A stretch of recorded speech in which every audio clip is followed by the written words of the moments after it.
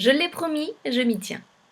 Je vous ai dit que la plupart des croyances concernant notre rapport avec le chien reposaient sur deux erreurs. De ces erreurs, je vous ai exposé la première, une supposée hiérarchie chez le chien. Voici la seconde. Cette seconde erreur, c'est le principe de la motivation. Il s'agit de répondre à la question « Pourquoi les êtres vivants font-ils ce qu'ils font ?» En simplifiant, on peut dire qu'il y a eu trois grandes familles de réponses à cette question fondamentale. La première famille, c'est la réponse proposée par les éthologistes.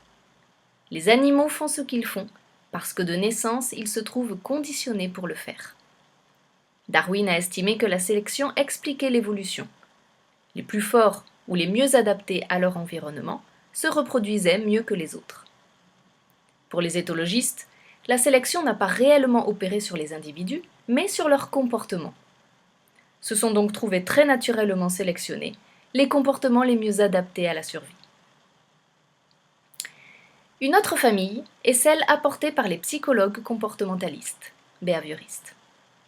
Les animaux font ce qu'ils font parce qu'ils ont appris à le faire.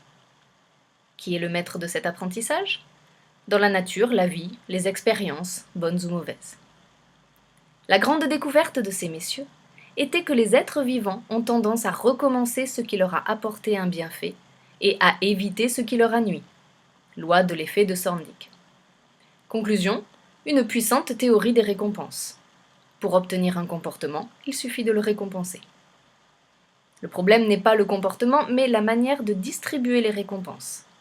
Une distribution parcimonieuse et habilement organisée permettrait de conditionner n'importe quel comportement, celui des humains y compris. Pour les sociobiologistes, il faut aller encore plus loin. Les êtres vivants n'ont d'autre utilité que de transmettre leurs gènes. Et ce sont ces gènes qui décident de tout. C'est le gène égoïste de Dawkins. Ce qui compte, ce n'est pas l'individu, mais la famille, le groupe, ou mieux encore l'espèce. Mais l'on sait aujourd'hui que toutes ces théories sont fausses, ou tout au moins que les réponses qu'elles apportent sont au moins parcellaires.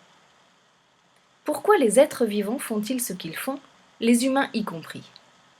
Parce qu'ils éprouvent du plaisir à le faire. Et ce plaisir trouve sa source dans le sentiment de se trouver en harmonie avec un environnement. Voilà qui met par terre toutes les théories de récompense ou encore d'éducation positive. Par exemple, il est à peu près absurde de récompenser un chien qui adopte un comportement que nous voulons lui voir adopter. Une telle méthode est au plus un palliatif, qui n'a d'intérêt que si elle est utilisée de manière limitée. En effet, le vrai bonheur d'un animal n'est pas d'être récompensé, mais de se sentir en harmonie. Le bonheur de votre chien, c'est d'être en harmonie avec vous et avec votre environnement.